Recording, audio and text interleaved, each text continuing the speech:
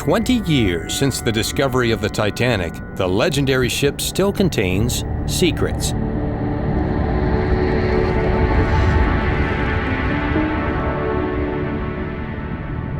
Get ready for a real-time trip to Titanic, seeing the ship in a way it has never been experienced before.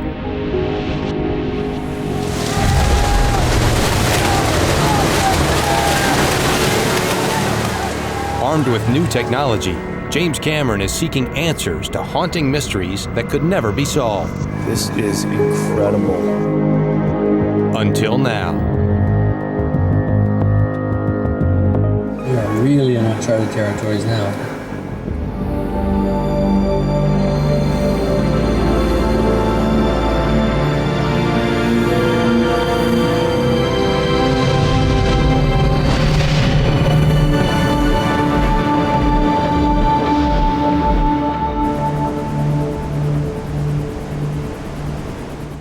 Now this is mission control. It's also the control room. This is TV production in the heat of battle, and this can get pretty crazy in here, but that's all natural. What is not natural about what's going on tonight is the fact that James Cameron is broadcasting live for the first time ever, almost 2.5 miles straight down from the Titanic. So let's check in with him right now. James Cameron, you just made history, sir. Congratulations. Hey, thanks, John. Wasn't easy getting here, but we did it, and we're connected, and we're feeding a signal to you from 12,500 feet. Now that means that there's 12,500 feet of water over our heads, and that water is creating an awful lot of pressure on the steel sphere that we're sitting inside. I'm sitting here with Mike Arbuthnot, our archaeologist, and Anatoly Sagalevich, Dr. Sagalevich, and Anatoly invented the Mir submersible that we're sitting inside. What do you think, Anatoly? We're going to be okay? Oh yes, that's beautiful. I think one of the best around the world. I agree. I agree 100%. Now, just so you don't think I'm sitting here playing Halo 2 at the bottom of the ocean, I'm actually flying a remotely operated vehicle whose name is Gilligan.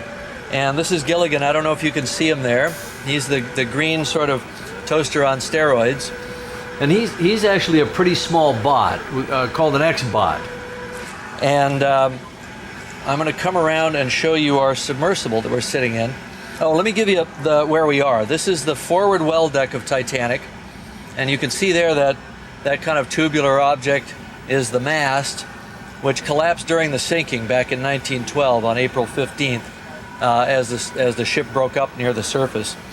And just around here to the left, down below, we've got a hatch that goes down several decks. That's the bunker hatch or hatch 3. We've got some deck winches over here, and we've got the electric cranes, and you can see the railing up there. That's at the B deck level, up above.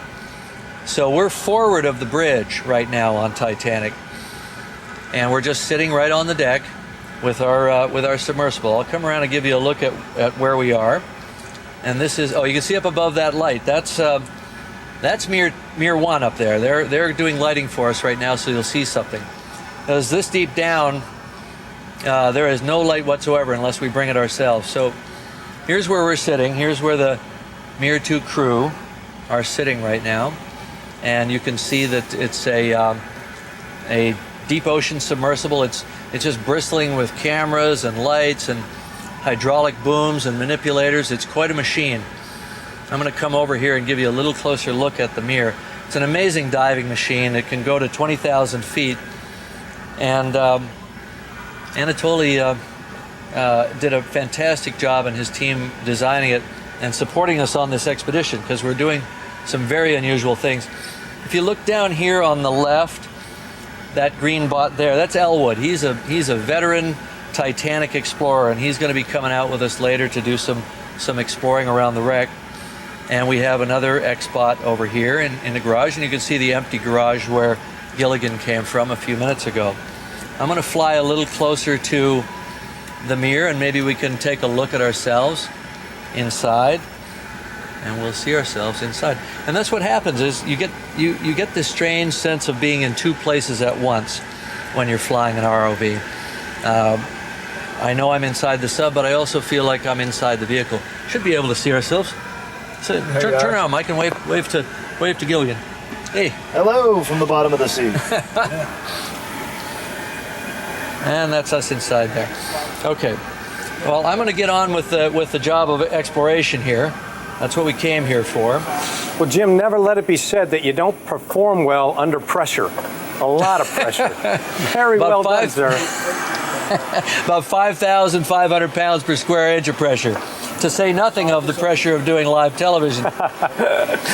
Well, it looks great. Get into position, and we'll check in with you a little bit later on. Awesome. We'll be here all week. Now, for you folks at home, doing something like this, an exploration this complicated, is not just a linear process. It is filled with twists and turns and a lot of unpredictability. To get us here was quite a journey. We thought you might want to see what it was like for us the past 3 weeks. This is Jim Cameron's 35th dive to the Titanic. For this and every dive, he's gotten there on one of the Russian Mir subs, among the world's deepest diving manned submersibles. This time, it's different, because for the first time ever, the Mir is linked to the surface by a fiber optic cable. That cable is how we're bringing you this special broadcast. The descent takes more than 2 hours. Most Mir drops are for sleep. Not this one. The cable is a constant worry. It is among the most dangerous parts of the entire mission. If the cable breaks, it could tangle in the sub and take it to the bottom. Jim descends with archaeologist Mike Arbuthnot. His mission is to help Jim get video images for the historic record. I spoke with him before the dive. Titanic is going away. It's corroding as a result of Mother Nature. So we want to get in there and take a look at what is contained within Titanic before she's lost forever. Emily Jaddoff is another archaeologist brought along for the mission. Well, we're going to try and do a survey of unexplored portions of Titanic. Laurie Johnston and Roy Cullimar, experts on the bacteria that is destroying Titanic. At the bottom, and the rest is an iron ore deposit. Ken Marshall has been studying Titanic's structure for 40 years. He will help guide Jim through the maze. Corridor light fixture on Jim's way aft to the first-class lounge. Don Lynch is a historian who knows the personal stories of the Titanic passengers. You know, Colonel Gracie is there, who was like everywhere throughout the whole sinking. I mean, he was heroic in that way. I mean, he one of those personalities a lot of people didn't like, but he was everywhere at once and making sure every woman he saw got into a lifeboat. Park Stevenson is an engineer who helps visualize Titanic's interiors. Well, the Marconi apparatus was the ship's means of talking to the outside world. Right up on me. He's got the experts, the technology, and one of the most experienced deep submersible crews in the world. Bits of the technology were developed separately for 9 months before the expedition began, but it wasn't until 3 weeks ago that Jim and his team could finally assemble and test the system with the Keldish's Mir submersibles. No one knew whether it would work. The first thing was to get down to the wreck and test the communications. It's a 2.5-hour descent that Jim has done many times, but never with a 15,000-foot tether of fiber optic cable. The cable from the sub joins one of the ship's inflatable boats, or ribs. The rib keeps aligned with the Keldysh and allows sound and picture to be transmitted back to mission control. To get those pictures back from inside the Titanic, there are 3 separate links which all have to function at the same time. It's a fantastic technical achievement. The piece that had never fully been tested before is the fiber optic link from submersible to surface. Making this work was an incredibly delicate operation and risky. The fragile optic fiber is wrapped in a casing with a 500-pound breaking strain. It was a double-edged sword. The cable was weak enough to snap easily if the 18-ton submersible jerks when taut. It was strong enough to completely foul up the submersible's propulsion system and long enough to get impossibly tangled if it was let out too quickly. During one of the practice dives, 6,000 feet below the surface, the worst happened. I believe we're fouled, guys. The cable looks like it's going up, but it could be looping over us like this. It's hard to say. We should be paying out by now, but we're not. This is not a good condition, Toya. I think we made a mistake. I think it's bad. They were no longer worried about getting pictures back, but dealing with a potentially dangerous situation for the Mir team. A loop came around the tail fin of the Mir is caught. Now the cable won't necessarily break, and this is the dangerous part of this. It has a steel strength member. What happens if it bends though, it'll attenuate the signal, so you lose communications, you lose video signal, but you're still hooked. Mission control, anybody? Mission control. We've got to monitor this closely as they're starting their ascent back to the surface. We've got to madly take in cable to try and keep the whole thing from fouling the sub and potentially doing something even worse. The only thing the submersible could do was dump ballast and head for the surface. The challenge of trying to get real-time pictures from the wreck of the Titanic had just become abundantly clear to James Cameron. Well, we sort of made TV history up to a point, right up to the point that it went, and we got a loop over us somehow. I saw it on the tail camera, I saw it coming down.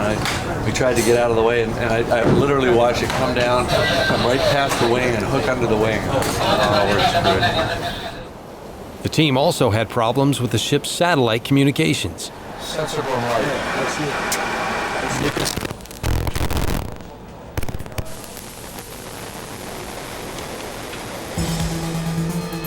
A parts failure meant that all satellite systems were down. Being 350 miles out to sea and beyond helicopter range, there was only one solution.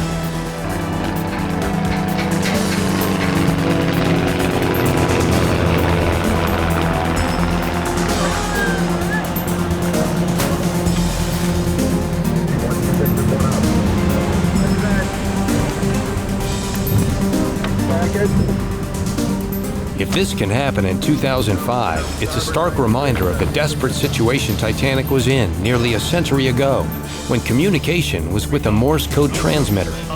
Water. The cart is dry, so that's good. It's a good sign so far. Communication problems don't stop diving operations. During this two-leg, three-week expedition, Cameron had to make use of every precious minute underwater with the Mears. Now this was the scene earlier today.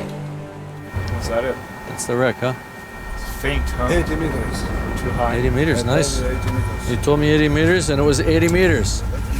Yeah, baby. So this is what the bottom of the ocean looks like, huh? Well, you haven't seen the bottom yet, but you will. It's a religious experience the first time. You don't want to miss that. All right. Oh my God. Wow. We are very close. The bottom of the sea, baby. Bottom of the sea. And we're coming down fast, as promised. You're about to see a huge silt out, folks.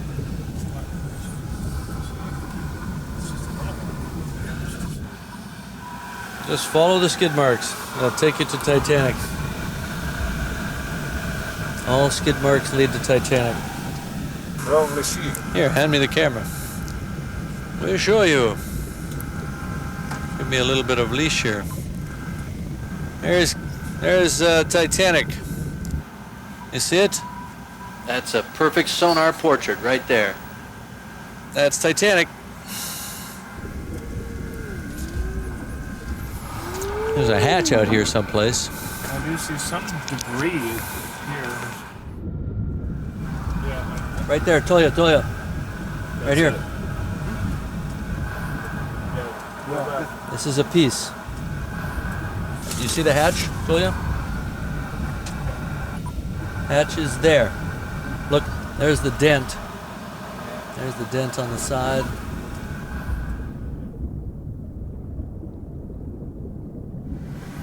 I just bumped. It's Titanic, dude. Check it out, huh? Just to show folks in Mission Control that we're really at Titanic. We're not making this up. Okay, get ready. Here you go. You see it? There's Titanic right there, guys. Pretty cool, huh? Sweet.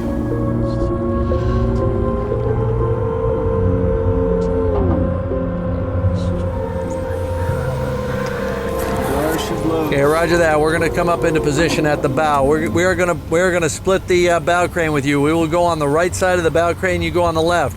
But don't forget, after that, we're going to make a diagonal over to the wreck's starboard deck house. So that's a slight diagonal across the across the forecastle toward you, so give us a little room to do that.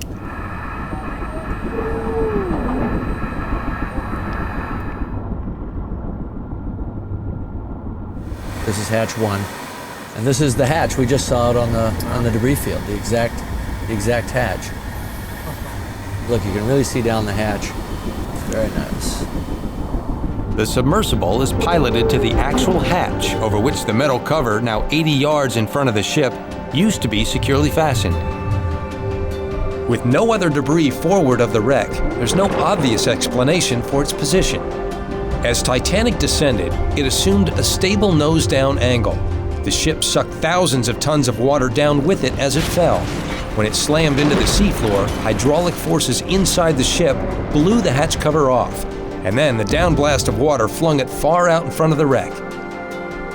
This large dent is a clue to how the hatch cover got here, and Cameron discusses it with his team back on Keldysh. There's an interesting forensic note here. The hatch combing on hatch 1 is intact all the way around. The hatch itself has a huge dent inside of it. That hatch was not knocked off by something. It was blown off by hydraulic pressure, snapped all the bolts, and it was flung forward. I still maintain the only thing it could have hit was the anchor crane at the bow. Somehow it got from here over the bow and out 75 meters onto the sediment in front of the ship. The only thing that's in that flight path is the anchor crane. Now, it might have come down and banged onto the top of the anchor crane if it kind of flipped up and the current hit it, cartwheeled it up. But I actually think it came off like a frisbee. I think it blew forward, hit the anchor crane, and spun, and it spin stabilized, which took it out as far as it went.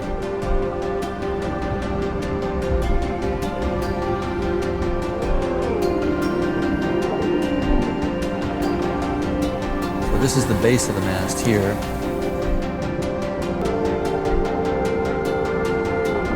And when we were here in 2001, the mast was still almost perfectly intact. Probably hadn't changed shape since the ship sank, you know. So you can see it's collapsed down. It's just touching the hatch combing on the port side on hatch 3. This is hatch 3 or the bunker hatch. And this is the crow's nest door. And that's right where Frederick Fleet would have come out to come on watch that night. Right there. May well have been the last person to pass through that doorway. Oh, I'm sure he was. Iceberg! Right ahead! Iceberg! Right ahead! When the fatal berg was first seen, Titanic was heading straight for it.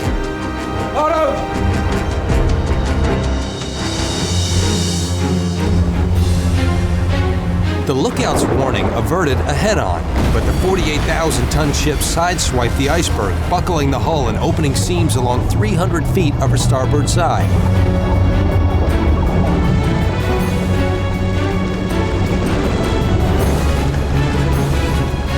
Titanic was designed with a series of watertight compartments separated by bulkheads. The ship could stay afloat with her 4 forward compartments flooded, but the iceberg opened 5 compartments to the sea, and Titanic was doomed.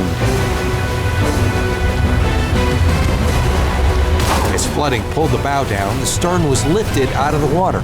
Tons of force from the unsupported stern flexed the ship, and finally broke its back.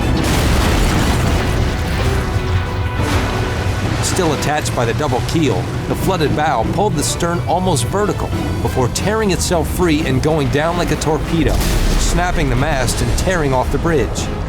10 minutes later, after a 2.5-mile fall, Titanic plowed into the ocean floor, embedding its bow 6 stories into hard clay. It's here that Cameron and his team will focus their exploration.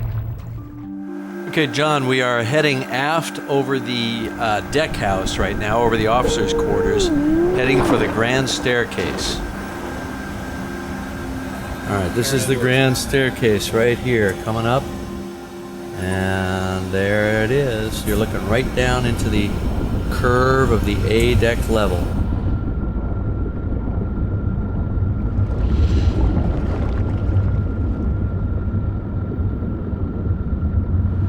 Okay, Mission Control, we are starting bot ops. I'm just backing Gilligan out of his garage right now. His fiber optic tether is starting to pay out. Coming about, and okay, ready to roll. We're just about to head down the stairwell now, and we're going to go down actually 6 decks. Okay, just straight forward, right over the edge. That's it. Okay, got you. This was a beautiful carved oak staircase. It went down, we're on the boat deck level right now. It went down A deck, B deck, C deck, D deck, and down to E deck. This is our kind of main elevator that we use to get up and down through the ship. It really allows us to get to all the different deck levels on Titanic. So in a way, it's a blessing. The fate of the Grand Staircase has always been a mystery. The centerpiece of the ship and perhaps Titanic's most opulent feature. Down this staircase, Titanic's wealthiest passengers, members of high society from Europe, America, and Canada, made their grand entrances to the dining room. This was the place to be seen. Titanic's Grand Staircase was really, by far, in my opinion, the most dramatic, exquisite interior feature. It extended from the boat deck all the way down to F deck. The really elegant part of the staircase went from the boat deck to E deck. That's 6 decks. And it was made out of pale English oak and beautiful gilded wrought iron and bronze balustrades all the way down. It must have been really spectacular to stand at the boat deck and look all the way down to the E deck level there, down all those 6 decks. Of course, it certainly doesn't look like that today. It's all gone. The fate of the Grand Staircase has always been a mystery. Initially, it was thought that it had collapsed into the heart of the ship, but there's no sign of it. There's still plenty of wood preserved in the wreck, so it's surprising that a structure this solid is no longer there. You see, I think that the whole stairwell just lifted right out, the wooden stairs, leaving only the foundation. And these girders are just collapsed parts of the dome and so on from overhead that fell in when the ship hit the bottom. You'd have so much lift off that much wood and nothing holding it down because it was designed to be held in place, more by gravity than anything. And we just stumbled upon that by accident when we were making the movie. And we sank our set, and the staircase broke loose and floated up. It actually created a pretty dangerous condition because we were all in the set, and suddenly this thing came roaring up underneath us. It was pretty wild. In the meantime, I kind of want to ask Don if any of these survivors, or if there are any reports of the Grand Staircase popping out in one piece. Well, they're not necessarily one piece. Jack Thayer thought that he saw the bow of the ship come up out of the water, which we wonder now if that was maybe the staircase. And one of the survivors was found floating on a piece of staircase and he was picked up by a lifeboat. But he didn't say in his account how big a piece it was. And really, it couldn't have been too huge, I don't think, because it was just him and one other man on it. So at least there is some record of what we think is the staircase appearing, but nothing definitive. Interesting. Well, it sure did leave a big hole, that's for sure. Oh, yeah. Yeah, John, we've just come over to the port side of the ship. I'm actually flying Elwood, and Mike's got Gilligan.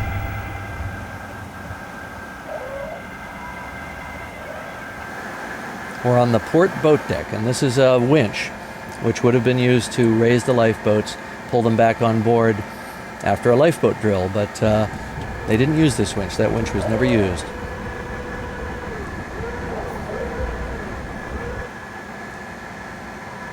And here's the deck house, and you can see the windows. Some of them still have the glass. Incredible. Look at that. These were first-class cabins here. I'm going to move in on this window so you can see the glass. And if we look around here to our left, we'll see the broad expanse of Titanic's boat deck. There it is, going all the way off forward to the bridge.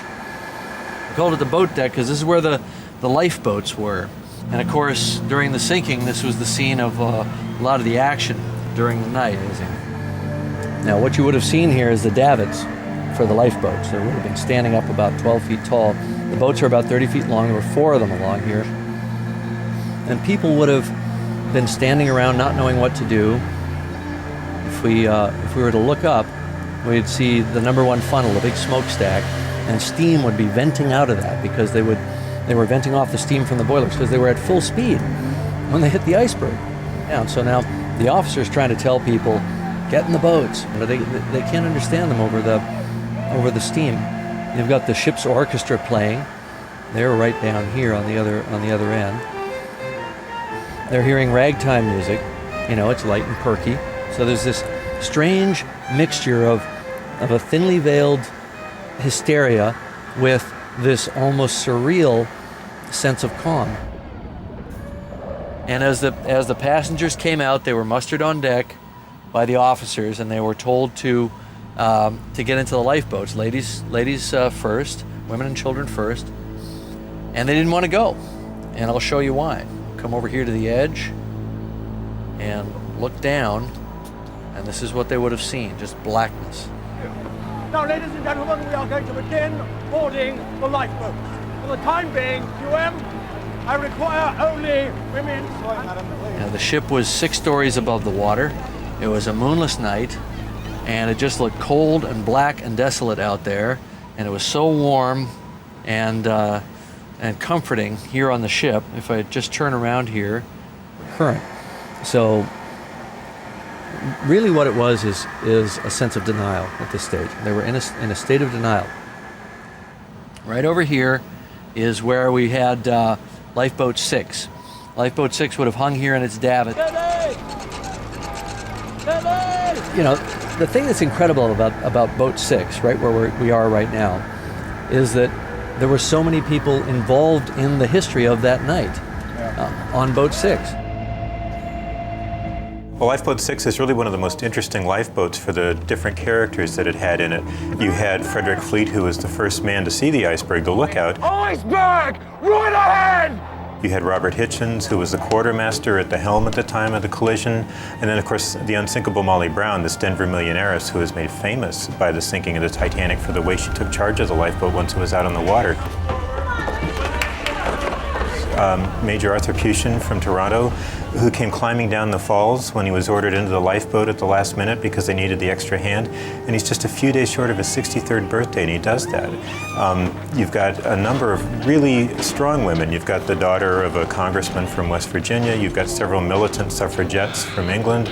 The daughter of the man who founded this department store, Saks Fifth Avenue, and they really got into a big fight with Hitchens once they're out on the water because he didn't want to rescue anybody from the water. He didn't want to go back to the ship and get more people. And even though they never ended up doing any of those things, these women really sort of kind of took charge of the lifeboat under Molly Brown's direction before the night was over. That is pretty incredible. There's a piece of the actual rope that was used to lower the lifeboats. And right over here, yeah, it's a bit. They use that to, tie the ropes around to feed them out, so that the boats wouldn't, go crashing down to the water. Boats were launched by hand. There's guys on ropes, old school. Okay, so we're gonna head aft.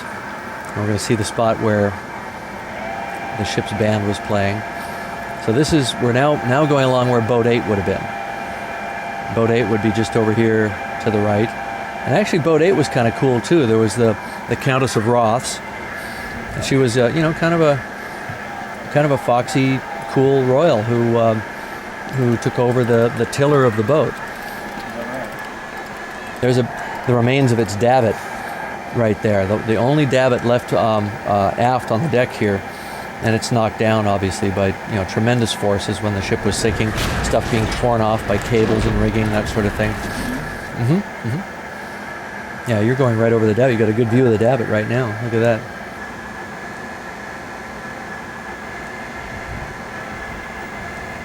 So this is where they would have played. I mean, this is on my first dive to Titanic in 1995. We landed here, and I was struck just by the surreal nature of the fact that I was sitting here on this deck of this famous ship that had seemed like a legend to me. And it wasn't a legend anymore. It was a real place. It was a real place where real people had died, where a real tragic event had taken place. And something about looking out at the deck, at this rusty deck that barely looks like anything, and knowing that that's right where the Titanic band had played, it just had a huge effect on me. One of the unique aspects of the sinking is the fact that the orchestra, the ship's band, came out on deck and played all throughout the sinking.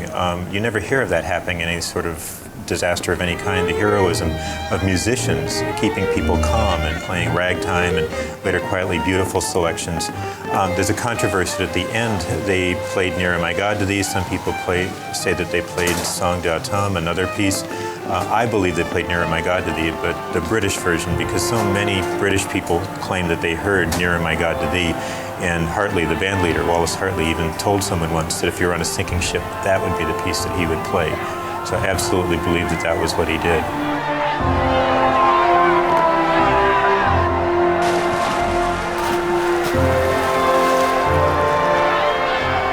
Every one of them was lost in the end, and they did find Wallace Hartley's body later. And when they returned it to his home in England, more people attended his funeral than actually lived in the town. The public was so caught up with that story. Now, on an earlier dive, we got into the Marconi room. And Parks, why don't you tell us the significance of that room? Well, the Marconi transmitter was the voice of the ship, really.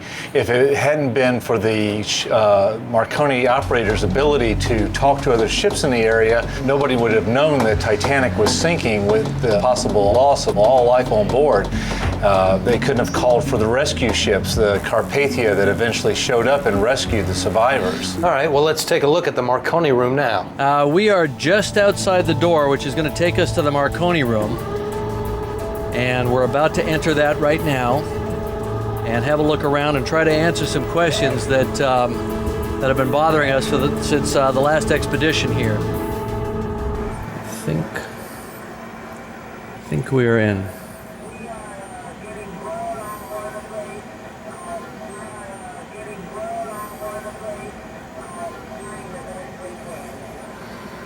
All right, these are the dynamo. This is the dynamo, which has a motor. It's a motor generator combination. And right ahead of us is the control panel that Parks wants us to image. So it looks like it's still standing. And look at these regulators. This is incredible. You see the knife switch down, the left knife switch is down. The right one appears to be up, if I'm The right one is correctly. up, but that makes sense. This is the incoming current, and that's the outgoing. Yeah. So they were sending right up till the end. And the settings are still in the same position they were the night it went down. Yep. This is right where Jonathan Phillips switched off the set. There's the knife switch in the down position. The handle's gone. But the question is, if they worked right up till the end and seawater was pouring in the door, would you stand there and grab the handle on a 440 volt breaker? I don't know too many people that would. So either he was incredibly brave, or they left earlier than Bride said they did later. The night before the disaster, the Marconi transmitter broke and no messages could be sent out. With a ship full of rich and powerful people all wanting to send news home from the maiden voyage, the two young men did what they were absolutely not supposed to do. They fixed it themselves. Marconi maintenance manual says you're supposed to go on battery power, which gives you a range of about 80 miles or so, as opposed to the normal 250 plus miles. And the operators were supposed to leave it for a Marconi engineer to fix once they got back ashore. But Phillips and Bride went in there that night, spent 6 hours in the silent room, troubleshooting the fault. They found a short in the secondary winding of the transformer. They fixed it, put it back together, tested it, and the transmitter was as good as new. This was state-of-the-art technology. These guys, Phillips and Bride, they were like the computer, geniuses, computer geeks of their time. And look at these regulators. You can see the left one is cranked all the way over. They were really trying to get the spark up as much as they could as the ship was dying. You can see it right here. Parks will be able to make something out of this. Is the wooden handle on that one still intact? It appears to be. Yeah, let's get up there and see that. And this is what we came here for. There's something there. There's some writing. There, volts. Volts, absolutely. Look at that. Nice. Part of Titanic's technological hallmarks is this. That's right. And part of what made the story so powerful was the rescue. The people who were saved, the 703 who were saved because of this machine. You know, we're in a wireless age right now. Everybody's, you know, it's wireless everything. But this was the first wireless device. The turn of the last century, it was a wireless age as well, and people were enamored of this technology. There's something there. I don't know what that is, a connector or... Oh, you know what? I think it's just a lamp. That's a light. It's sitting above to Yep, so illuminate. up here above us should be a... Sure is. Yeah, there's where the bulb There went. it is. Yeah, so that was the light that lit the set so they could see it. You know, it's interesting because some of the technology that was being used at this point, that was being created, that was being developed 100 years later, is the same technology that's being used in this very broadcast. Well, that's a good point. Little wooden crate. That's not a wooden crate. That is the cover for the disc discharger. It's Parks' second favorite piece of equipment that he's always going on about, which we're about to go image. There it is. That's the disc. See the disc? It doesn't look like a disc. It looks like a line from where we are. Absolutely. Yes, that's right. Now, Parks has managed to somehow piece this all together. Ooh, look, there's some kind of bolts running through that thing. Or maybe those are some kinds of contacts. I'm getting carried away looking. Okay, I'm going to have to break out of this, which I'll do as gently as I can. And that's about as good as I can do there. What became of the two men in that room? Well, they stayed building until very nearly the end, until they could hear the water coming up the deck, I think is what Harold Bride said. And both of them left, and they both jumped overboard. Jack Phillips was never seen again, but Harold Bride did survive. And was he seen as a hero when he got back to home? Well, they both were, absolutely. Jack Phillips more so for having died, but because they did stay at their posts until the very end and continued to transmit, they were responsible for the rescue of everyone. Interesting. That is a very critical room in this whole exploration.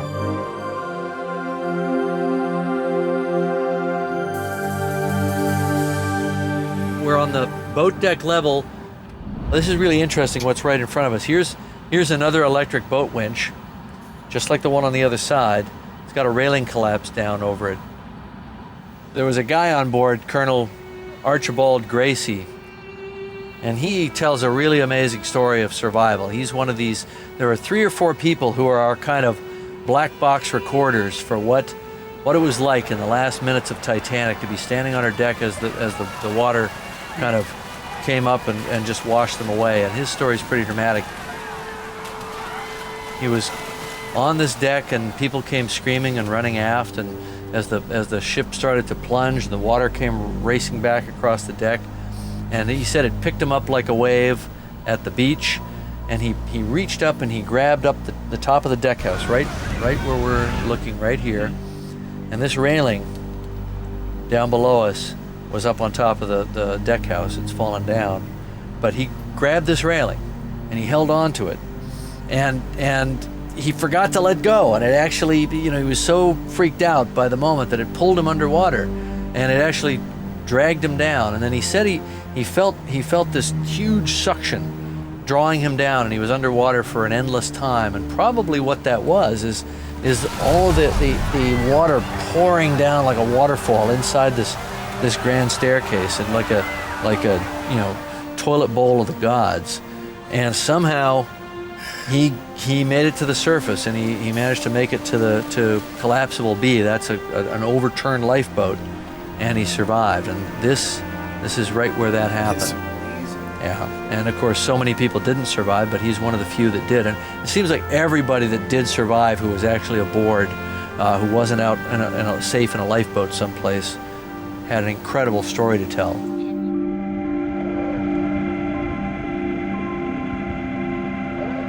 Hey John, what you're seeing here is actually Captain Smith's quarters, and this is his private bath. He was one of the best captains, most respected captains of the North Atlantic route. This was his retirement voyage. He was going to take the biggest ship in the world on her maiden voyage and just go out in a blaze of glory. And this is the kind of stateroom that he had. Here's his tub here. You can see some of the faucets. Now the plumbing in here is kind of bizarre, isn't it, Ken? There was a whole different system back then, especially for the captain. I mean, he had hot and cold fresh water and hot and cold salt water. So there was an arrangement there of 4 taps, which a lot of other first-class bathtubs didn't have. But you can also see his sink in the distance on the right. And right there. yeah. That's the marble sink. Mm-hmm. So it's full of rusticles right now. A little towel rack just below it, a little rod.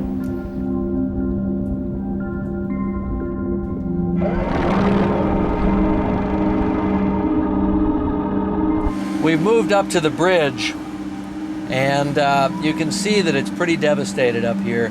You can see the corner, there's like a wooden baseboard there. That would have been the outline of the wheelhouse.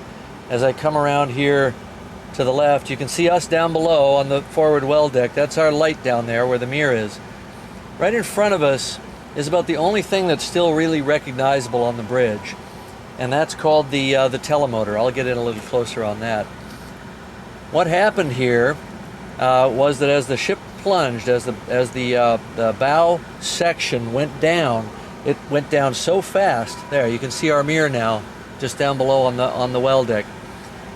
The ship went down so fast that the currents of water flowing over it snapped the guy wires that hold the mast, and it fell back and hit right here on the bridge, and it shattered the face of the wheelhouse, and the flow of water just tore it all off. So there's not a whole lot left here. It's very, very hard to imagine what this would have looked like. Maybe you guys have some images up there that you can show people what it might have looked like on the day.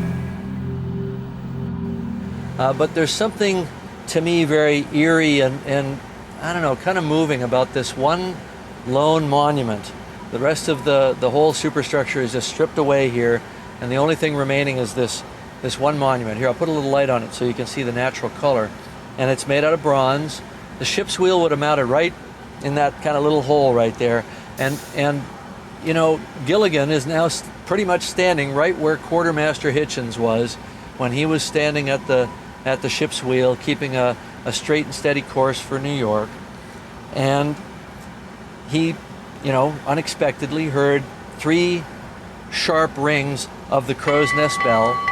And that crow's nest would have been, you know, out there in the darkness someplace ahead of him from where you'd stand here on the bridge. And then when the crow's nest guys called, when Frederick Fleet called in, 6th Officer Moody would have answered the phone right over here against that wall. You know, what he heard was Frederick Fleet saying, "Iceberg right ahead." Is there anyone there? Yes, what do you see?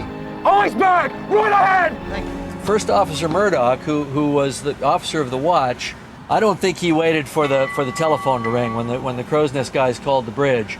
I think he already knew what was going on. I think he was already in motion. He would have come running in a door that was right over here, right where that big tangle of wires is.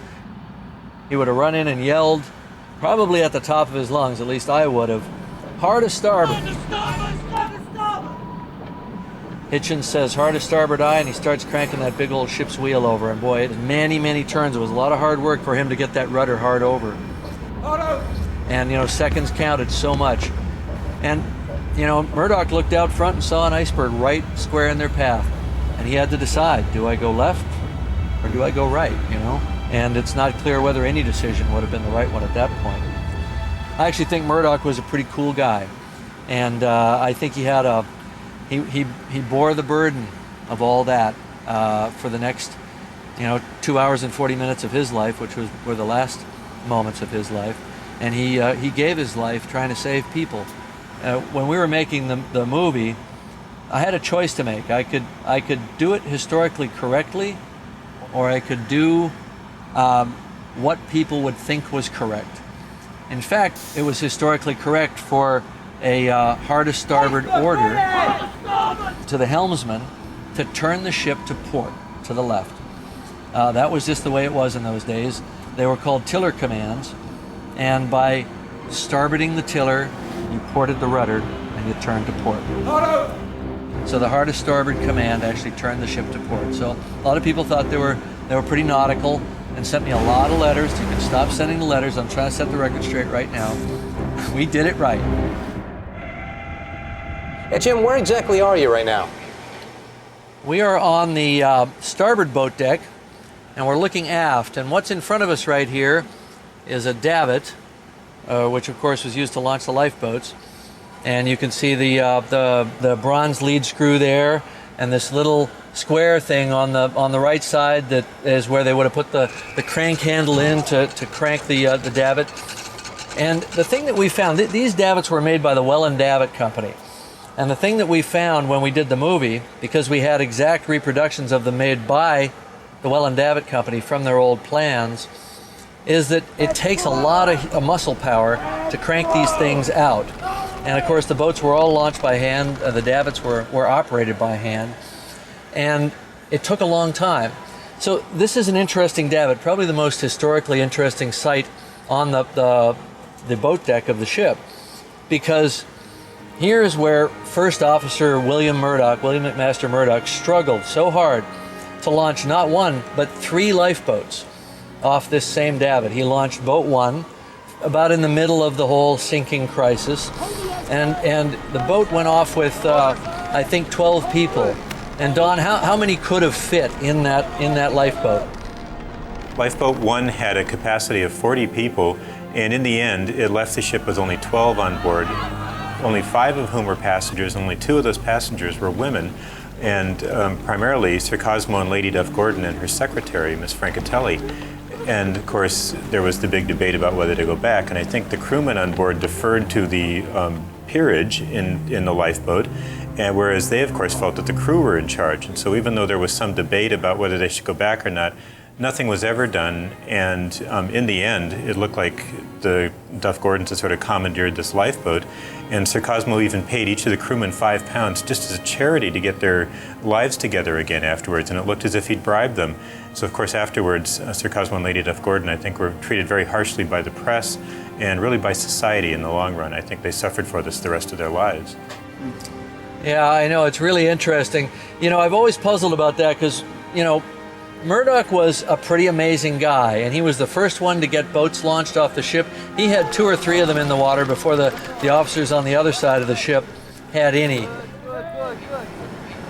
Well, you know, the thing that's interesting is, you know, here Murdoch is struggling to get 3 boats launched on the same davit, and he's running back and forth. He's actually launching a bunch of boats, but just inboard of this davit, right here where we're looking at the deck, would have been another boat, which was a collapsible boat called Collapsible Sea. And that boat's interesting too, because into that boat got J. Bruce Ismay. He was the owner of Titanic, and he was the one who probably influenced the captain to keep the pedal to the metal and to be going at full speed through a moonless night, through known ice fields. And, you know, here's a guy that jumped into one of the last boats to leave the ship and left 1,500 people on board to die, and that happened right here as well.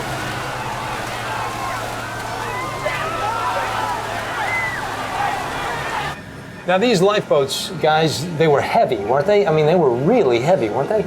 Yes, indeed they were. They were made of elm. It's quite a dense wood, and probably about 2 tons apiece, something along that line. Jim, a lot of human drama played out right there, didn't it?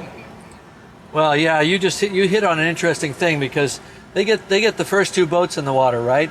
And Murdoch comes over and he looks down this stairwell. It's pretty fallen away right now, but you can actually look down. Maybe I can do it right here. You can look down to the lower deck, which is the promenade deck. Right down this, there would have been stairs here. They're gone now. And he sees green water pouring up those steps. The ship has minutes to live before the water comes rushing over the deck. And over here, you can see the deck house is kind of collapsed, but up there on the roof was another lifeboat, that far away, and up on a roof with no lifting tackle, no way to get it down, no ramp, no thought given to how they were going to do that. Murdoch got a bunch of guys, went up on the roof, and I think just the adrenaline kicked in, and they just lifted it, shoved it to the edge, and they slid it down on some oars. And it's just an amazing scene, I think. Right down here on the deck, these people struggling so hard for their lives. And what he did was he cranked this davit back in, because you have to crank them out to lower the boat, and then you have to crank them back in to pick up the next one. So he cranked it back in a 3rd time, and that's just as far as they got before the water washed over them. And you can see that this davit is still in an upright position as opposed to cranked out. In my mind, it's a monument to Murdoch, to his crew, to the entire crew of Titanic that stayed at their post, that sacrificed their lives. It's in the movie. I made the point about the third class people sort of not faring as well as first class. If you were a third class male passenger, you stood about a 1 in 10 chance of surviving. And if you were a first class female passenger, it was 90%. So it was a big spread. And apparently, by all accounts, there was a near riot. Several hundred people who had realized that the last couple boats on the ship were all the way forward. And they came down and crowded around. The crew had to link arms, pass the women through, and apparently it got pretty violent. The officers had to fire their guns and so on. But the crew did the worst of all. I think, Don, do you remember how many crew members there were on board and how many died? Well, I think there were about 900 crew members, and off the top of my head, I think there were about 700 of them who passed away.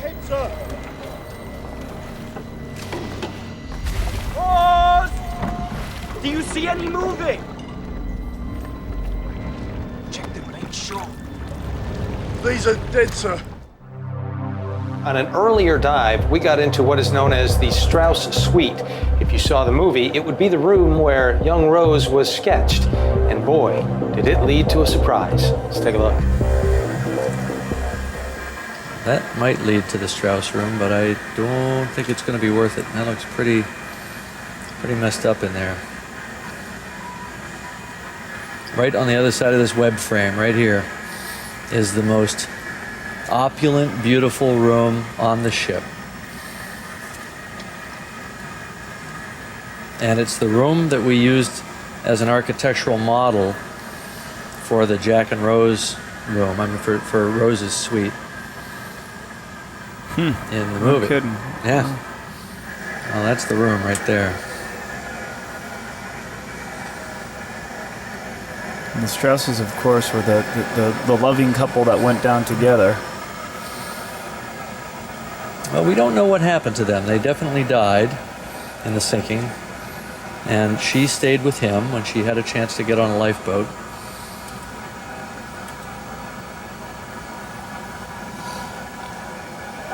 Well, I believe we are in the Strauss cabin.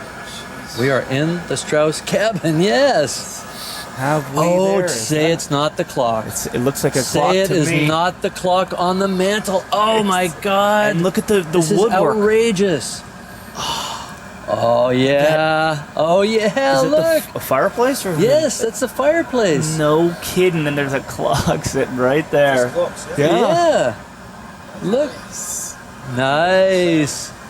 Oh, this is the clock we did in the movie because we based it on this photograph of the Strauss cabin. No kidding. It's the clock. No kidding. Fantastic. That's outrageous. And it's remarkably well preserved. Look at that. It's sitting on the mantelpiece. It's gilded. Sitting on place. Look, there's the little gold andirons down at the bottom. And there's the ornate woodwork, which must have been teak, I guess, or some very high grade of wood. Oh my God. Oh look, the gilt. That's right. The gilt inlays. Oh my God, it's the room. This is the room. We built this room. This is where, Jack draws Rose next to the fireplace. No kidding. This is the room. There's where the mirror would go. Oh my gosh. Oh, this is outrageous. Ken, what is that thing there? That is a gilded sconce. There was one on either side of the fireplace up above it, and that one's fallen down. Don, for those who don't know, who were the Strausses? Well, Isra Strauss was the founder of Macy's department store, and they're famous in the sinking because she wouldn't leave him, and they ended up going down together. They've been married 40 years. Where you go, I go. Don't argue with me, Isidore. You know that's... You see the time? It's tough to say. Not immediately, but maybe. I see something up there.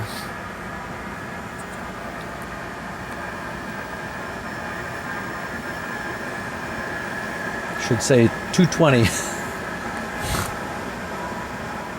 I can maybe just make out something along the upper rim, but I don't see. I can see numbers actually.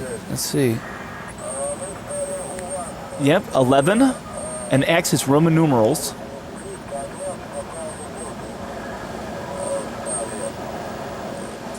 Oh, tell me that's not a hand at 20 after 2.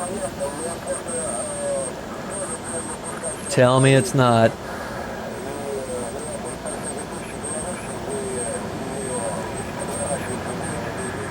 The quarter features. See how, I don't know if that's a piece that's mounted on there or how they did this.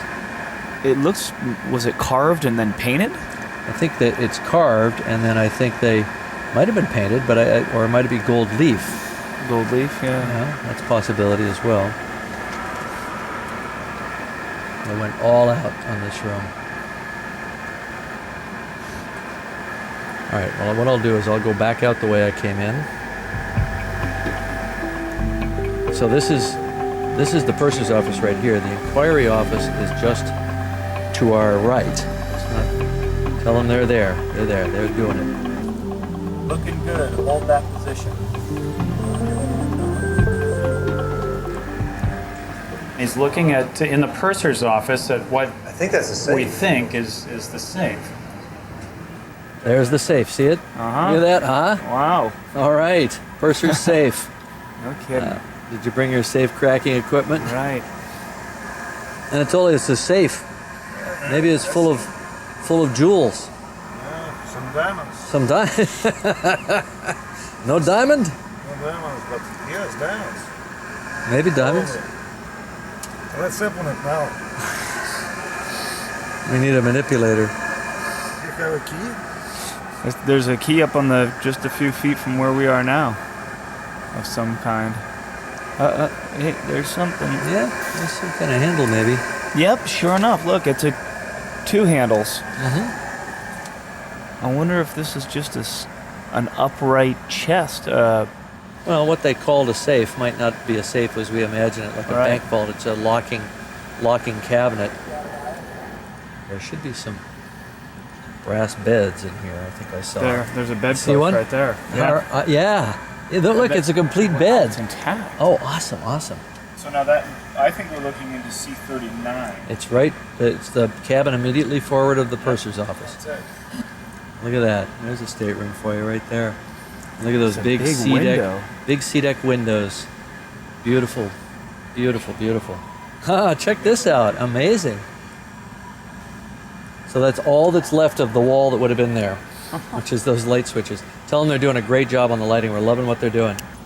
We're loving what you got going on there. We're getting some incredible images of a very well preserved stateroom.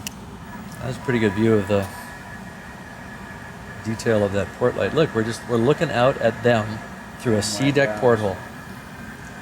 Wow, this is pretty cool. Should be a bed here. Yep. We're sitting in the bed. This is the view the guy would have had sitting in this room, looking, kind of over his feet at the end of the bed. We are moving forward. We are now heading into Charlie 37. I repeat, Charlie 37. More brass beds. That's a pretty good view of the washstand. Look at that. So do we know the person who used these? Well, we've got several that are fore and aft. Who had a double washstand? Any of these staterooms that have the three beds, upper and lower, and a third bed, that would have a double washstand. Well, and look, there's a glass. There is. There's something glass lying in the basin here. Probably fell from above. That may be the back of the mirror. What else is in the basin? Is that wood or building material? This is just sediment and junk and stuff that's fallen from above. I think it's the mirror that was above the basin. It's fallen down and it's brought down the glass with it. Yeah, it has like three holes in it where it may have been attached. That looks like it could be a shard of glass there. I think the mirrors have come down into the basin. Yes. The mirror definitely was above it. It's centered. Ken, you're very intimate with Titanic. Have you seen preservation like this before? This is really unprecedented now. We're getting into such order and such recognizable objects that I have not seen before in such quantity. It's real exciting. Parks, you agree? Oh, this is amazing. To see these soap dishes still attached, this tip basin still sitting in the washstands, it's absolutely amazing. Surrounded by the beds, the doors. I can't get over the door frames that have survived.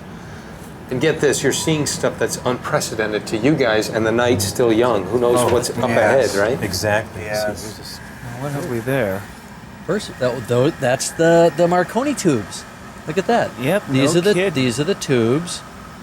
Oh, check that out. That is nice. That's awesome. Those are the tubes. The messages would leave from here, literally leave from here, and go to the Marconi room. Look at that desk just sitting there. Oh, look at that desk, perfectly preserved. See the drawer pulls on the desk? That's right. That's exactly what that is. This is actually part of the inquiry office here, because that would have to be the inquiry office desk. Fantastic. Want to write a letter? I want to open those drawers and see what's inside. This desk looks to be exactly identical to what was in the Marconi room up on boat deck. And are those handles, are they brass? Yes, so they'd be brass, probably nickel plated the way most of the metal was on the ship. Well, Hugh McElroy was the first-class purser. He was lost that night. But he also shared the purser's office with storekeepers. They would help keep records and things like that on his behalf. And so probably any one of them might have used the desk. Light out there. Passengers would fill out telegraph forms, pay for them in the inquiry office, and they would be sent up via pneumatic conveyor to the Marconi room where operators would send out the message, then write a receipt for it and send it back down to the inquiry office. So what I should do... So passengers sent and received their telegrams down here on sea deck, not in the Marconi room on boat deck. That's where you'd feed the message in. Isn't that wild? Okay, now we're going to move on to the next phase, which is to B deck port side Ismay suite. Because this could be a really cool room. This is Bruce Ismay's suite. This is the guy that left the ship. 1,500 people still on board. We're in the suite looking at the fireplace. We're loving what you got going on there.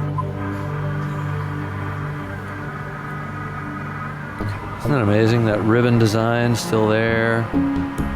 These little touches of elegance. You can almost feel the hands of the guy that made that.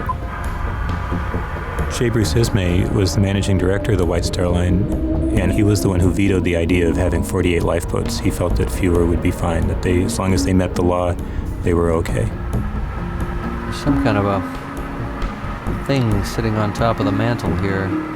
Getting into Ismay's suite was really interesting. On one of the shelves was a little box, and you just know that his tie clip and his shirt studs and his cufflinks are all inside that box, still sitting there. Okay, I think we're running out of wonder here. Well, I'm here with Parks Stevenson, one of our experts concerning the Titanic. And Parks, I noticed you got your computer out. What exactly are you doing here? Well, I've got a program loaded into my laptop, and it's called the Navigator. It's basically a computer reconstruction of the entire ship showing all the rooms. And as Jim's bot proceeds through each of these rooms, I'm following along, following his every movements, so that I can keep oriented on where we are and hopefully keep the audience oriented also. And where is Jim now? He's approaching stateroom A20, which I believe is the stateroom of Lucille Duff Gordon. Excellent. Well, with that said, let's go to Jim now. There. It's like that's a mirror that's fallen out of a washstand. There's the remains of the washstand. This is the remains of one of the Pullman berths that's fallen. Let's see if a Pullman berth is indicated.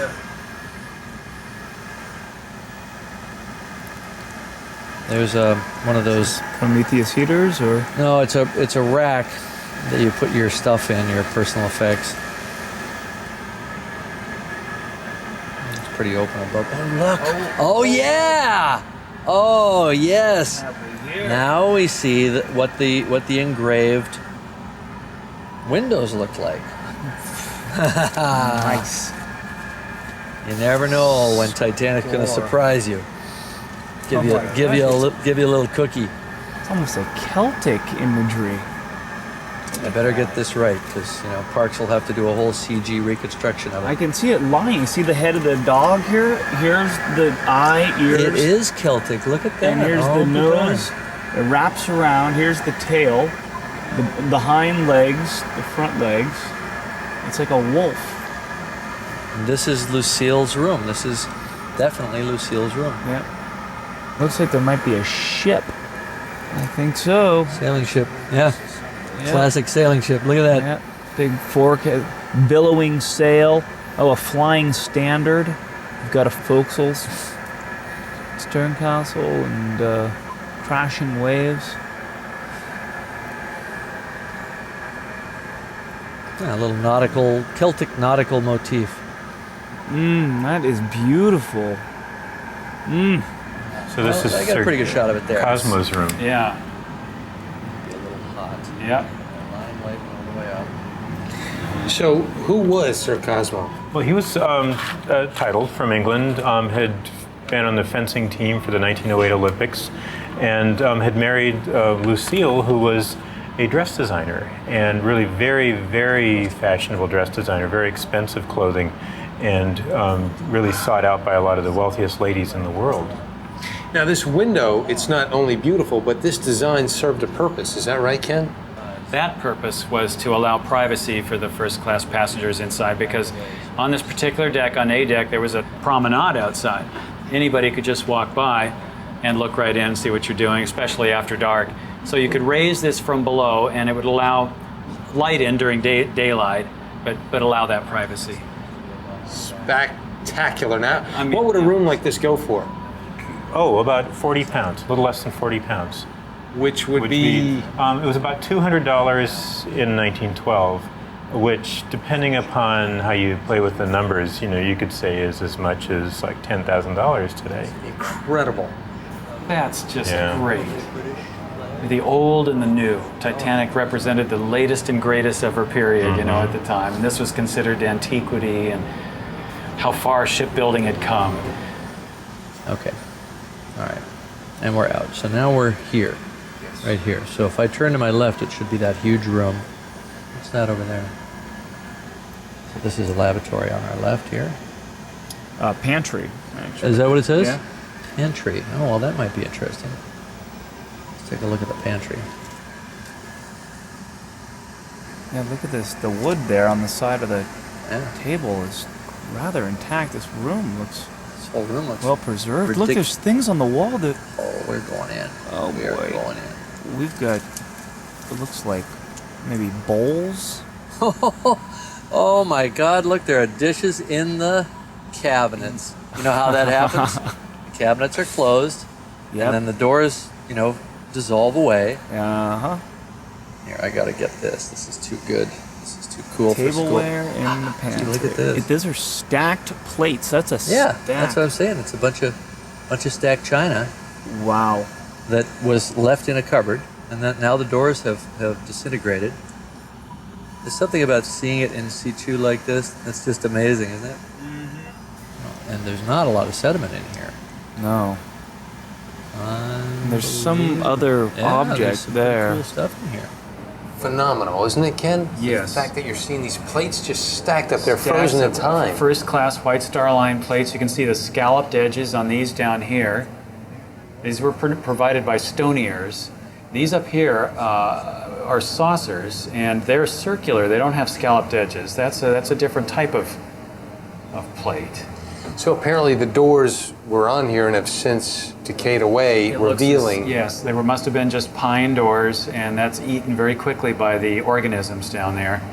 In fact, this purplish thing right in the middle here appears to be some kind of interesting and strange organism. Look at the little dots along the side, little white dots.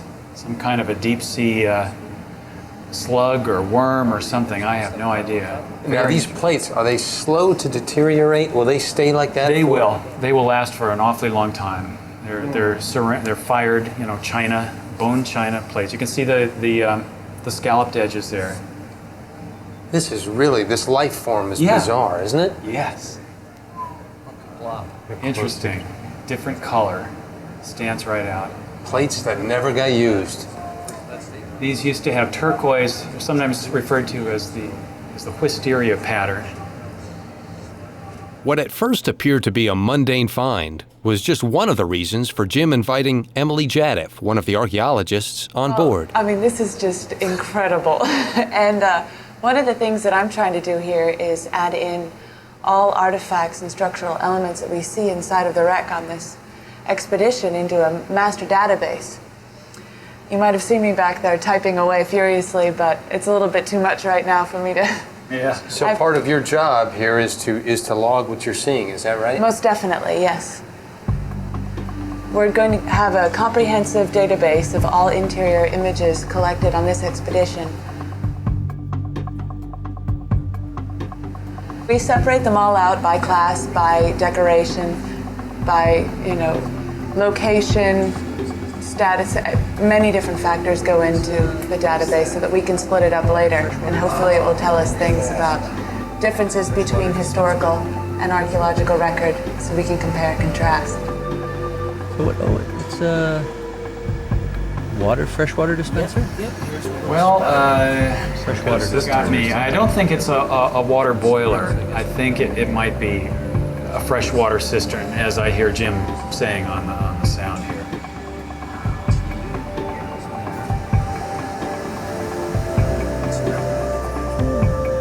Pantries are cool. Well, stuff in here survives.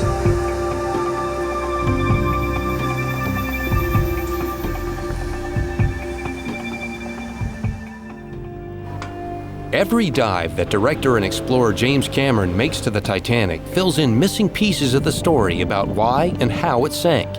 And he continues to find things to shed light on the massive scale of the catastrophe. It's a powerful reminder of the astonishing forces which reduced the largest moving man-made object to this state. Titanic's bow is embedded 6 stories deep in the mud, which hides the section damaged by the berg. Cameron has thoroughly searched this area on previous dives, but never found anything that was obviously iceberg damaged. There is one huge hole in the side of the ship that many of the explorers that have dived the wreck initially thought might have been caused by the ice. Ice did not do this. In fact, the forces that made this hole make the iceberg scrape look like a fender bender. Just like the exploding hatch cover, this hole was caused by the impact of the ship on the bottom, followed by a massive eruption of water from within. And it might provide the opening for another investigation. See how the hull is pulled away? And you can see the structure inside. We're looking aft. You can see right down into the boiler room right there. Cameron wants to get into one of the boiler rooms damaged by a fire. I don't know what would rip the front. Another little-known fact about the Titanic, certainly the passengers didn't know, is that a major fire was burning in the coal bunker between 2 of the ship's boilers. It probably started before the ship left port. The firemen couldn't put it out, and all the crew could do was shovel the red-hot coal into the furnaces. They finally extinguished the fire the night before the disaster. They then covered up the damage with black oil to make the bunker look normal. Incredibly, the bulkhead damaged by the fire was the very one separating the flooded bow from the dry compartments aft. When it failed, an hour after the collision, the sinking accelerated. Did this cause 1,500 people to die in freezing water 3 hours before the rescue ship arrived? Our next stop is to go down this hatch right here, which is the bunker hatch, and I think you can see it on my bot camera. And I'm going to take a little cruise down there and go down to E deck, and we're going to try to work our way over to Scotland Road, which is a big corridor that runs the length of the ship. Nobody's ever seen it since 1912, that is. And we're going to head that way right now. All right, we're now officially going exploring. Scotland Road. It's on the E deck. This is a major artery running half the length of the ship. It was the main access way to the crew's quarters. And it had no watertight doors for 450 feet. There's a set of stairs. quite nicely preserved. Still a little bit of the wood top rail. And you can really see the angle of the ship because the bot is level. So you can see the angle of the whole forward part of the ship now. And I'm going to try to scoot in to Scotland Road here.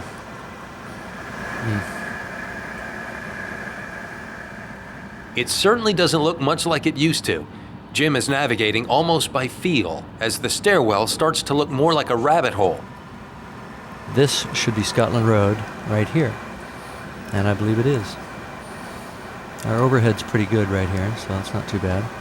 What's the significance of Scotland Road? Well, it was the main sort of working crew artery that ran through the ship. Where is it? Looks like E-deck really got crushed. I was kind of hoping Scotland Road wouldn't look like this. I was hoping it would be a little more open. But I think we can navigate here. Now, 7 stories deep in the wreck, the tiny bot barely squeezes between hazards as it inches forward. I feel like I'm traveling through the human body in a remake of Fantastic Voyage. Oh, that's crushed down. Now.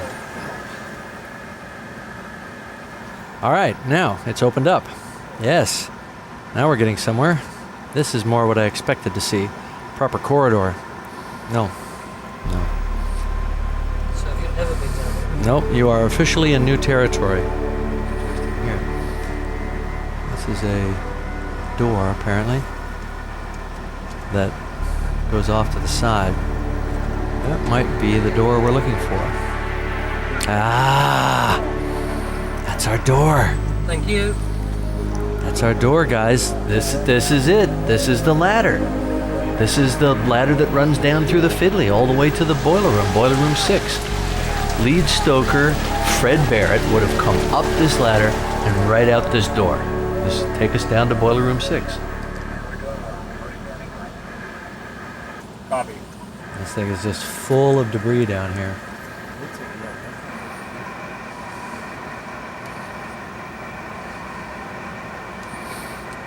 That's the way down right there, but I can't go like this. But it looked like it was kind of collapsed further inboard? Yeah. I better withdraw here, because if I stir this up anymore, there's no current that will come along to clear this out.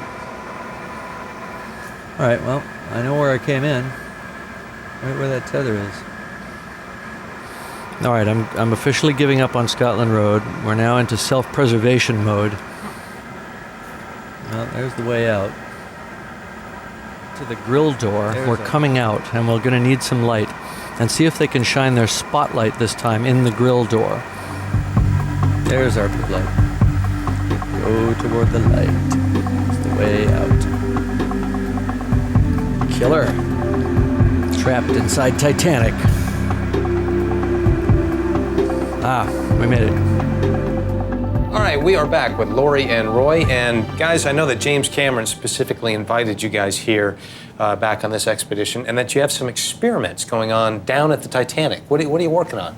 We're actually looking at the rate of deterioration of the Titanic itself through the rusticles. And what have you learned so far? What is the rate?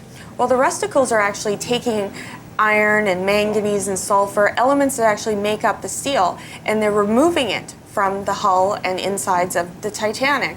So we're looking at how fast these bacteria actually act and are removing that. And just on a visual sense, because you know the Titanic pretty well, would you say it's happening very quickly? Would you say it's happening slowly? What do you think? Oh, it's happening extremely quickly.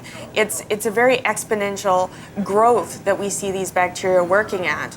So as they're removing the steel, we can see the ship actually deteriorating as the years go on.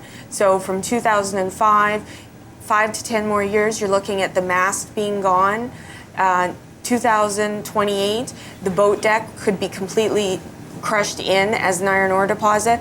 And as it goes further, eventually you'll just have the ribs of the hull that are lonely at the bottom, and the rest is an iron ore deposit.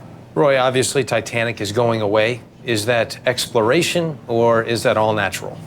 It's completely natural. A lot of the deep shipwrecks also have rusticles, particularly when you get below 5,000 feet. And if a parallel to the Titanic is the Alcoa Puritan, sunk in the Gulf of Mexico during the Second World War. She's getting a coat of rusticles very, very similar in style and form and position to that on the Titanic. So it appears to be a part of nature's getting the iron back from the steel into pig iron. And if we were to give a spent rusticle to a geologist, they would classify it as pig iron. How big can they get? They can get up to 30, 40 feet. They can get 3 feet wide and they can get 6 to 8 inches deep. And although they look big, they're very fragile and they've got a lot of porosity. The water can get right inside. There's channels inside. The bacteria are living inside. And so we're still learning. We only learned to grow them in 1999. And now in 2005, we've learned that they're generating electricity. So it's a little electrical power station they've got going down there. Amazing. I mean, and what did you say, 2028, it's pretty much going to be over. We're not going to be able to explore too much of it after that. It'll be extremely fragile. As the bacteria are removing all those elements of the steel, they leave behind almost just the carbon skeleton of the walls or doors or whatever it may be. So it just makes it that much more dangerous to go into a wreck and start exploring again. Well, you heard it from the experts, so let's not waste any more time. Let's go back to Titanic right now, where James Cameron is standing by. The Titanic is becoming this huge living organism. And I always feel like it's becoming this kind of almost work of art, this kind of biomechanical Gothic haunted house. Although we see some really good preservation on Titanic, also because of the fact that it's being consumed, it's a very unstable archaeological site, and it's not going to be around for a whole lot longer. That's a great point. You know, the thing is that the kind of images that we're able to do right now won't be possible in a few years. This steel is being eaten at a prodigious rate, and the type of investigation that we're able to do with these small ROVs is really critical because there's so much of the inside of the ship. We plowed a lot of ground on this expedition. We saw a lot of the inside of the ship, but there's still a lot to be done. Of course, that's going to have to be done by somebody else because I'm going to kind of wrap up my 10-year odyssey with Titanic with this expedition. I won't be coming back here, so it's I'm savoring this moment. I have to tell you, I'm savoring this moment. Just sort of, I feel like I'm kind of standing here on the boat deck. There's something about the perspective of the ROV that's very different than what you see from a submersible. The submersible can't come down here and just kind of walk around the deck the ROV is almost like I get to walk the deck of Titanic, and that's a really neat thing.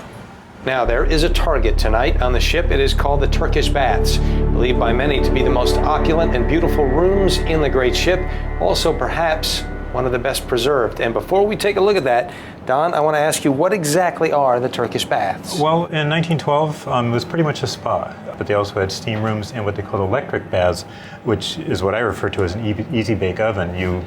They thought that electricity was therapeutic, and they would wrap you in towels and put you in a box that had a bank of light bulbs in the lid. And then after that, you had different rooms where you could, a temperate room and a cooling room where you could gradually cool down and even go for a swim at the end if you wanted. We believe it's the best preserved of any public space inside Titanic because of the materials that it was made of. Teak, ceramic tiles, linoleum floor, and bronze lamps. And these things do not deteriorate in seawater based on our experience. So we're really excited about it. The colors used in there, from bright blues to greens to rust red ceilings and a bright blue linoleum floor, it's an outrageous space. Let's take a look at the Turkish baths. We're just about to head down the stairwell now, and we're going to go down actually 6 decks, and we're going to try to get into the Turkish baths, which we've never seen. Nobody's ever seen it. I've been thinking about this since the last expedition. We almost made it. I was right at the top of the stairs, and I could kind of see down the stairs, but there, that's the base of the stairs, right there. Wow. Yes. Never seen this so clearly. No. Look at that, all the way down to E deck. There it is. Mm-hmm. Oh, really? You can see he's got that lit really well. Don, this may be a silly question, but why do they call them Turkish baths? Well, I think they were sort of simulating a true Turkish bath, which really all it was sort of a spa with a Middle Eastern decor, and you could just go and get your, steam bath and your massage, whatever, the usual things. All right, we're looking to port right here, and we're coming down, and the first thing we should see would be either this column or this wall right over here. They're looking directly across to port here into the reception room area. There are some columns here. These are the columns, yeah. You've seen these before. There's a steel stanchion in the middle there supporting the deck, and then it's clad in a mahogany decorative cladding that was painted white. Look at that. There's some white paint remaining, yeah. Look at that. You can still see some of the white paint. Scallop motif. Yeah. Most of the paint has fallen off, but there's still some down deep inside. That's another column. Elevator, there's the elevator. Just around that corner is the elevator lobby. Really? Now they're swinging back. Okay. And he's looking into the stairwell. We're looking back at the stairwell. It's just a tangle of girders and wires and stuff.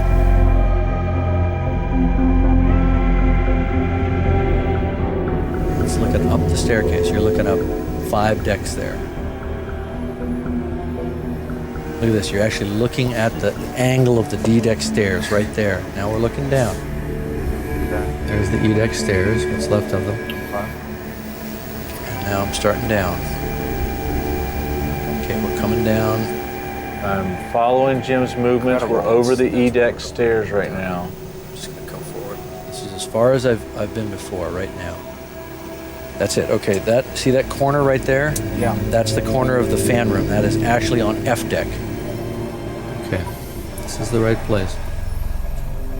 That's where we're going, right down there. I'm just gonna come forward a little bit more.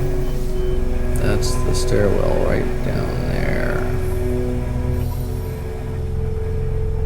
There's the stairs. You can see some paneling down to a half landing. Must have fallen because it wasn't there before. It's a little skinny. Maybe I can try it this way. I think this is my best bet right here. Looks like you might go over the fan room instead of down the actual stairs. This is very tight. I'm scraping through here with like an inch to spare. I think I can just make it. Okay, all right. Looks like I'm over the stairwell, and now I'm starting down. So show us exactly where we are on the ship. Just go ahead and orient us. Okay, if you see on the navigator here, I'm going to pull forward and start to drop down to follow his movement. He's actually going down this stairwell. Okay, we're coming down. Geez, this doesn't even look like stairs. Freaky cavern down here. Are we in uncharted territories at this point? Oh yeah. We're definitely in uncharted territories at this point. Wow, there's some serious rustical growth. It looks pretty open, so that's good. This is exciting. So this is deep, deep in the ship. This is F deck. Oh gosh.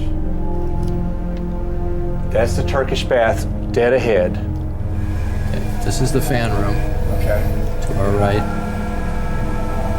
There's not a lot of debris here. The door to the Turkish baths is just ahead to the left. Look at how this post is bent just by the force of the ship hitting the bottom. Look at that, it's just completely bent like a C. Okay, now over here, that's the entrance to the Turkish bath right there. This whole area is rather crushed down. I'm hitting something overhead, but I think I can just get through here. If I don't bring a rusticle down on my head, knock something off. That's bad when that happens. Oh God, please don't silt out down here. Oh gosh. We're so close. He might silt out, and in this confined space, that could just ruin. Yeah. See all these rusticles? Oh wow, he is knocking rusticles. And if a heavy enough one lands on him, it'll make him negative, and he might get pinned to the deck. Yeah. So close. If that had landed right on top of the bot, we'd have been toast. Okay, there it is. He's gotten past it. He's gotten past it. He's moved past it. If you always keep moving, you always stay ahead of any cloud you stir up. What are we looking at here? I don't know. I'm I'm a little disoriented, but we should be approaching the vestibule, should be to our right. There it is. There's not much vertical. We got another rock in a hard place type of deal here. And I gotta just get in past this rusticle that's right here without knocking it down on me. It's a very tight squeeze. All right, I'm going for it. Just gotta stay really low, scooting in here. This is when your knuckles get white. Come on, baby. And I think I'm past it. He's got to turn right, and hopefully the door is missing on the right, and there's some access there. This is completely hairball. If I break one of those loose and it falls on us, it'll pin us. Oh, it looks like access. All right, the door's open. Door's open. We're entering, tell them we are entering Turkish baths. We are entering Turkish baths. This is the cooling room. This is it, we're in. Yeah, baby. Tell them we're in the Turkish baths and we see the tiles. We are in the Turkish baths and we see wall tiles. Tile. That is tile. Oh. Tile. Guys, look at that. The tile's on the wall. It's all there. You guys made the call. Look at the quality of preservation. Yeah, Ken called it totally. The preservation of this room is unreal. That tile, that's a complete panel. This just looks like glass. Look how reflective it is. Oh my gosh. It's exactly what Ken said. Look at that. This is stunning. Oh, we got a ceiling fixture. Look at the ceiling fixture. Ceiling fixture. Oh, another. There's another one. In place. 3 lamps, they're all still on the ceiling. That is so unbelievable. All the beamwork is there. This down. Look at the decorations. That is like perfectly intact.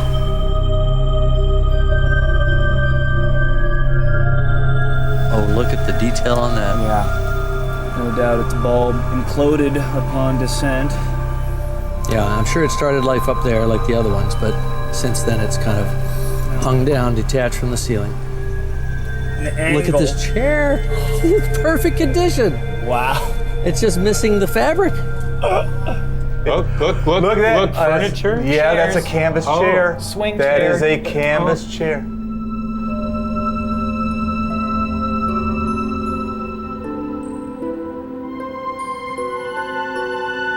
There's one of the beds. Yeah, one of the look, recliners. there's one of the lounges. Tell them we see a lounge. We see a lounge. We see a chaise lounge. That thing is really good shape. You see the frame? See the frame there? There's another one. This thing's just upended. Because this room, everything would have been floating around. It was one of the first rooms to flood. There's another one back there. There's another one back there.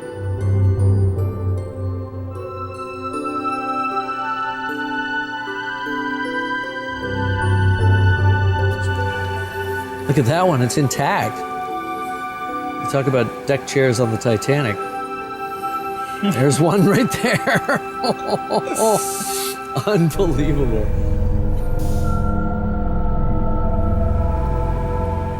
Look at these are little changing stalls. So this is all teak. And the teak is in, almost perfect condition.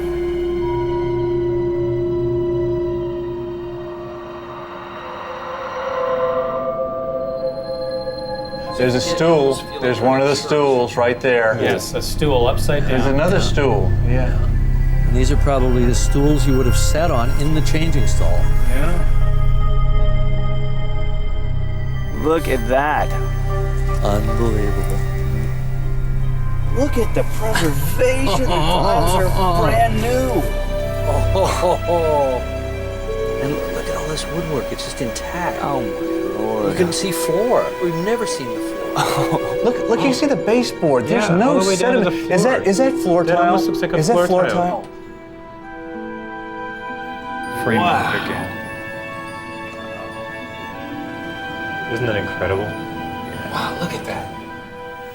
Look at that gorgeous tile back in there. The colors are perfect Can you imagine the force, the concussive force of this ship hitting the bottom, and this room survived?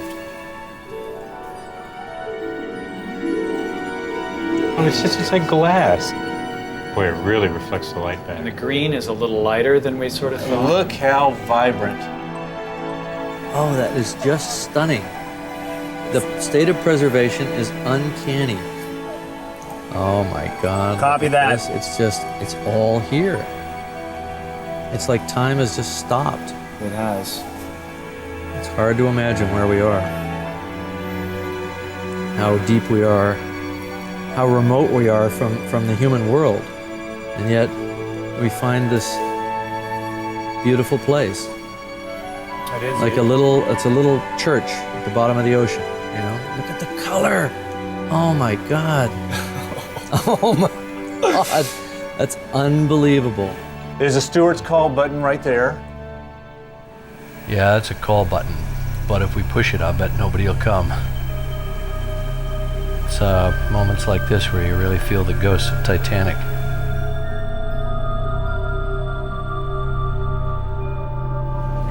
What is that? Is that a dome? It's a little feature? arched. I think it's yes, it's a dome. It's a little half dome styling flourish that they had to give it that kind of Middle Eastern flavor. Yeah, the Moorish revival or something.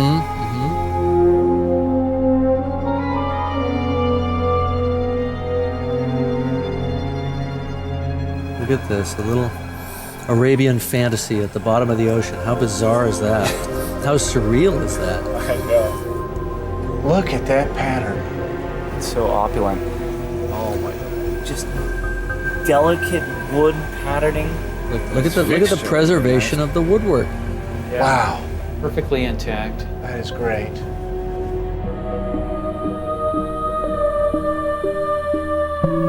Now I feel like the archaeologists that found, the Palace of Knossos or King Tut's tomb, what it must have felt like to them.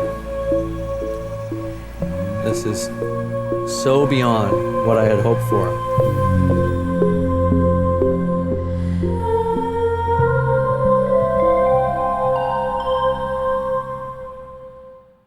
Well, folks, we are almost out of time here, but before we leave, let's get some final thoughts from the experts to see how they thought tonight went. Parks, we'll start with you. We've spent so much time reconstructing these interiors, and to actually see them in real life, it's just mind-boggling. Don? Oh, I think it's been fantastic. It just makes me want to see more. I just want to go back and see the rest of the interior of the ship. Ken? I just want to thank Jim for giving so many of us around the world a live, unprecedented tour of this incredible ship. And this has been a big trip for you as well. Step up, I want to hear what you thought of this whole exploration. This has been a great journey. I hope that everything that we have got, all the data we've got this time, will really add to our body of knowledge about Titanic. Well, for myself and the rest of the technical crew here at the Keldysh who have worked so hard to bring this to you, we want to say goodnight, but first, let's get a final word from the man who made the whole thing happen. Jim Cameron, your final thoughts, sir. Well, John, we've come full circle. We're back here at the forward well deck of Titanic. And if you can look at my bot picture here, you can see the mast. And I'll tilt up, and you can see it goes on up to the bridge. And you can see, if you look at Mike's shot here, it shows how it's really crushed down. You can really see how the Lori and Roy's bugs are eating this ship, and it's collapsing of its own weight very quickly.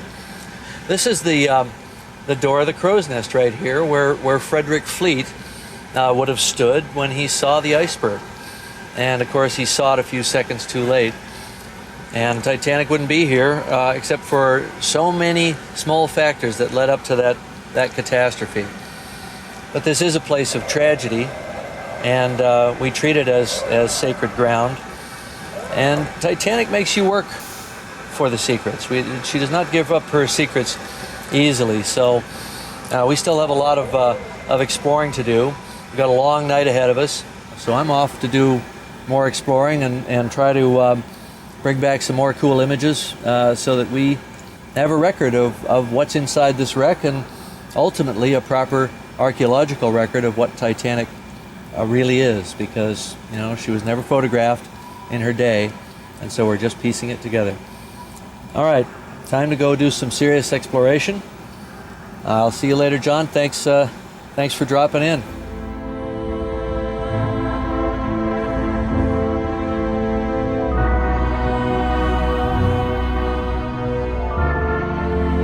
Wow, this is a perspective you never get. It's like walking down the ship.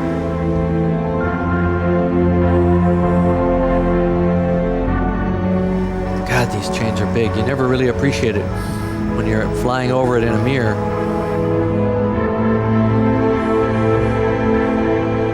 That is a platform to stand on, so you could literally stand at the bow and look out. And that's where Jack and Rose would have been standing. This is what it would have looked like to look out over the ocean. I never thought I'd be standing here.